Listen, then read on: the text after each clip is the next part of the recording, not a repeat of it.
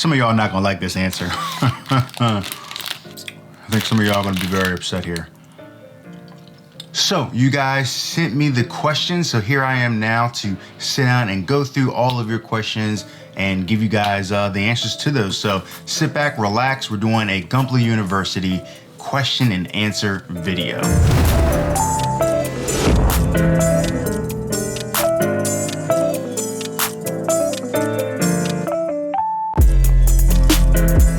So welcome back to the channel, guys and girls. Of course, if this is your first time here, welcome to the channel, Gunpla University. Go ahead, start off on the right foot and click that like button and that subscribe button so you guys can stay up to date with all of my newest videos. But in this video, we're doing a Q&A video. I asked you guys a couple weeks ago if you guys wanted to do a Q&A video, and you were receptive to the idea. So you guys sent me your questions on YouTube, Patreon, Instagram, all that good stuff. And in this video, we're gonna run through them and see what's on your mind. So let's jump right into the video. All right, so let's go ahead and jump right into things. I've got the questions on my phone here, so I'm gonna read from there, and hopefully my phone will hold out. It's kind of running on E. So the first question is, what would you say was your hardest build to do / complete? So this one I'd say is actually a really easy question. I would say for this, it would definitely have to be the perfect grade Gramps that I did probably almost a year ago now. Maybe not a year, but sometime last year. But yeah, I would definitely say it would have to be the perfect grade Gramps that I did. And the reason I say that is because that was kind of like the most intensive build that I've ever done. It just had the most pieces. For one, perfect grades have a ton of parts, and I decided to paint all of it.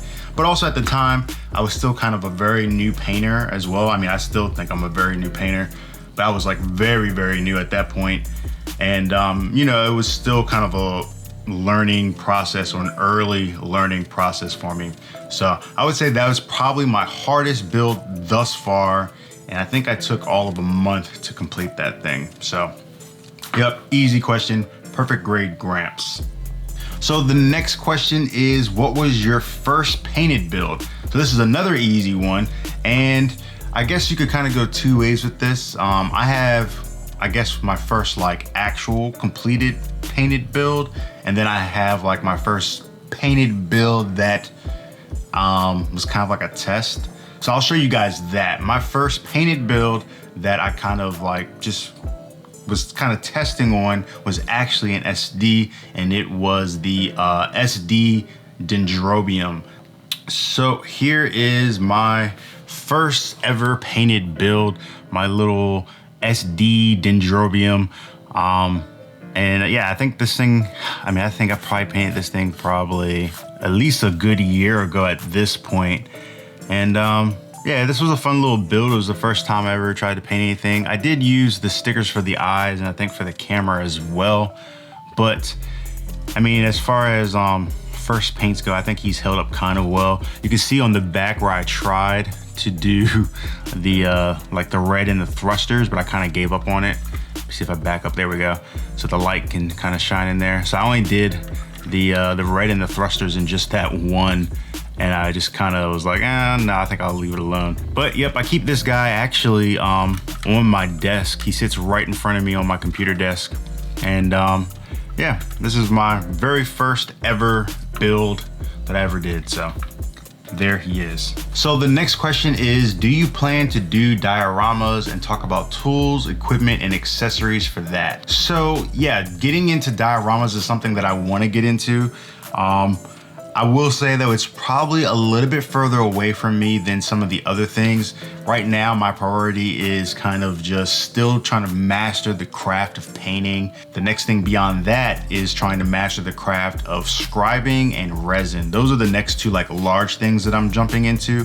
But yeah, I would like to try to get into the diorama scene as well.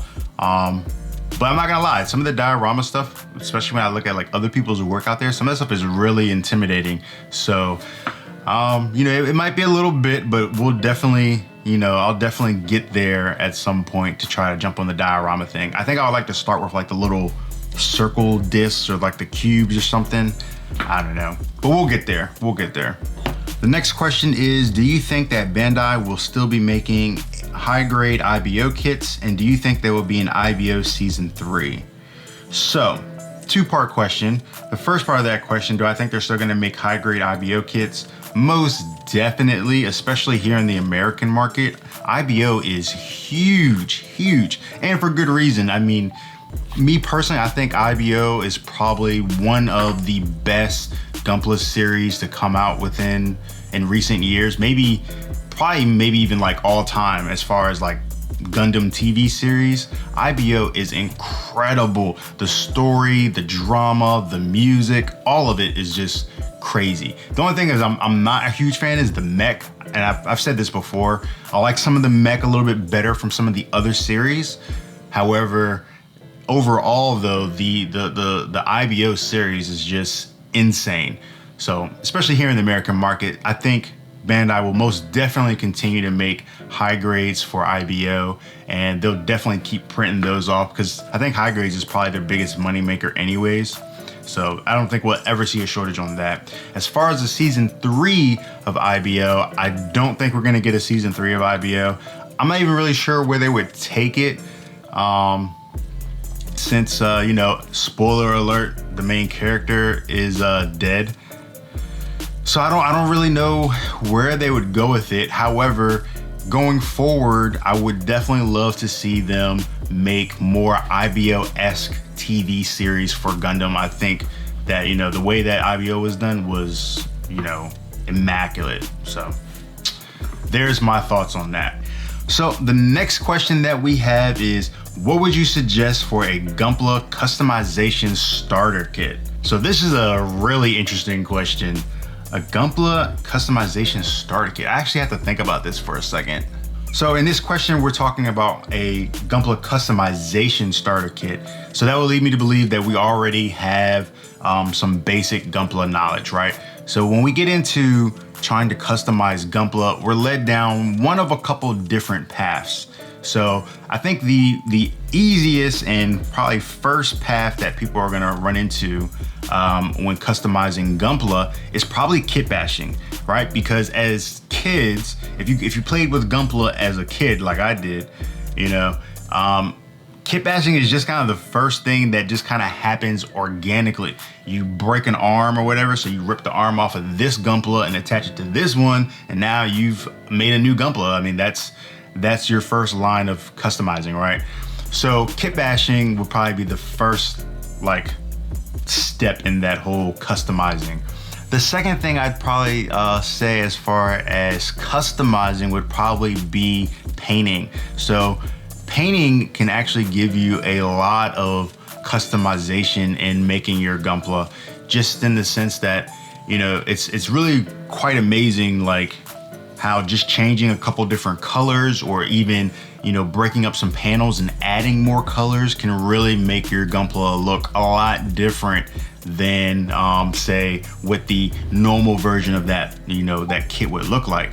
So that's something I've really been trying to do recently with my build. So like if you look at like my Leo build, you know, I went with the green that's kind of known in the Leo, but also with a couple other colors to kind of break that up and to kind of bring the Leo into the 20th century or 21st century rather. So I would say paint is a really good way to start that customization path. So then the last thing down that customization path would definitely have to be scratch building. And scratch building is not something I've really gotten into yet myself. And I guess you could probably add in dress-in resin kits into that category as well. But yeah, that would be the last thing where we start using plow plates and, you know, other materials that aren't necessarily already pre-made Gunpla parts to you know, modify our Gunpla. So to recap those three things, you've got kit bashing, painting, and scratch building. So if I was gonna make a starter kit of a customization thing, What would be in there? Well, I would say probably a couple of paints so that you could actually paint your Gunpla, maybe even like some panel lining, pins or something like that. I would say some different strips of ply plate so that you can actually start to begin to experiment with cutting your own plastic and gluing it on your kit to kind of mold your own designs. And then last but not least, I would say just have some extra spare parts from any and all grades that you have laying around so that you can start to play with kit bashing those into a kit that you've already made. So that's what I would have inside of a Gunpla customization starter kit. Next question is, what is the most difficult and most fun experience you've had building? So first part of that question, what's the most difficult? I would definitely go back to that perfect grade Gramps. And to a degree, I'd also say that's probably one of my most fun experience building Gunpla as well. Probably due to the fact that I actually won a couple of competitions with that Gramps. So I guess the hard work kind of paid off. But I don't know, I think in general for me, building Gunpla, like all of it's fun. Especially just like learning all this new stuff. Like, you know, I've been building Gunpla since I was like, you know, young. So, you know, back then they were just like toys, and now it's definitely more of an experience and like a growth process. I don't know, it feels really good nowadays when I build Gunpla because, you know, it's crazy to see you know, where you can actually take these little plastic boxes of nothingness and make it into something like crazy, incredibly, you know, gorgeous figure to look at. So yeah, I'd say all of it is fun for me now, but you know, right now I'm learning so much. I'm learning how to paint, you know, I'm learning how to do scribing. I'm getting ready to learn how to do resin kits. Just in general, I think the whole learning process and just creating, you know, something gorgeous from nothing is fun for me. So, you know, that's where I'm at with it. So the next question is, what is the most overhyped kit in your opinion? So this is a really good question, right? I think some of y'all are not gonna like this answer. I think some of y'all are gonna be very upset here. So in my opinion, the most overhyped kit, I don't know if I can say like any particular kit. Like I'm not gonna single out like, you know, this particular high grade version of this kit or this suit is the most overhyped. But I will say the most overhyped suit, in my opinion, and thus the kits that are made from it, has got to be for me, and just, you know, just be cool, guys. I don't want you to lose your shit over this, but it's got to be the unicorn. Unicorn, hands down for me, is got to be the most overhyped, like, unit. Like, it's just suit, period. It's just way overhyped. And I say that not only just in the suit design, from, you know, how cool the suit is throughout the series, but also in all the kits that we've gotten since. The unicorn is just completely overblown. I mean, yes, the unicorn is a nice looking suit on screen when you're looking at it sometimes, but I mean, it's not like it didn't have the coolest like opening or anything. It doesn't have, in my opinion, the coolest like transformation or anything. It's just kind of, I don't know. The unicorn is just completely blown out of proportion, in my opinion. I think that the C-Pax is a way cooler looking suit than the unicorn any day. Give me a bunch of like C-Pax master grades. I will take that any day over another freaking unicorn this, unicorn that. Like, the unicorn is just, you know, not that cool to me. I'm sorry, it's just not. That's not to say that I don't have some unicorn kits that I want to build and that I have like waiting in backlog. There's like literally one right there. I know it's blurry for you guys, hashtag Boca, but this kit right here, this is the full armor unicorn that's in this box right here. So yeah, that's a unicorn right there. And I'm gonna build it at some point, yes, but overhyped kit, unicorn, unicorn, unicorn. So the next question actually is a question for me or the missus. So you listening over there, you can join in on this question. So the question is, do either you or the missus have a set goal in the Gunpla Plamo hobby? If so, what are they? For me, my set goal in the Gunpla hobby would definitely be to just get better. Right now, that's just my goal. Is I want to be on par with some of like the greatest builders, right? Not as far as like a competitive thing, but more of a just kind of like, you see this particular person's artwork and you think that artwork is like, you know, the A1 top of the kind of the bar, you know, of where you can really take things. And that's kind of where I want to like move toward. I want to be able to make these types of pieces of artwork, you know, to be able to put on my shelf or put on somebody else's shelf. So right now for me, my goal is just to become like the best builder that I possibly can, and just to really create some like really quality A1 work, you know. So that's why I'm like constantly looking for ways that I can, you know, make my work better, you know. So that's what it is for me right now. What about you? What's your goal, if you have a goal? Painting. I want to get better at painting. That's my goal, is to get better at painting. So your goal right now is just to get better at painting? Yeah, because I mean, honestly, I've only like airbrushed maybe like really like a handful of times. Yeah, I mean, you've airbrushed maybe 3 or 4 kits. I haven't really airbrushed much, so I would definitely want to enhance, you know, my you know, the skill of like airbrushing. Because I've noticed that when I airbrush, sometimes I miss spots, or like the color doesn't look the same, kind of thing. Yeah, no, okay, so I think that's a good goal too. I mean, that's something I'm definitely working towards as well. That's part of what I mean when I say like just trying to get better, because, you know, I haven't built a kit yet where I feel like the paint job on that kit is immaculate. And I see a lot of builders out there, when I look at their paint jobs, they look immaculate. And maybe they're lying, maybe they're not immaculate, and maybe they're hiding spots or whatever. But I'll tell you guys, for me, I don't have a single kit where the paint job is perfect. So that's where I'm trying to get to right now. So the next question is, what was your first Gunpla, and how did you find out about Gunpla? So that's probably a way harder question. So technically for me, I think I started building Gunpla before I knew what Gunpla was. So growing up, I was always really heavy into building things. Like, my parents thought that I was gonna like grow up and want to be like an architect, because I was always trying to build stuff like Legos and all that type of stuff, right?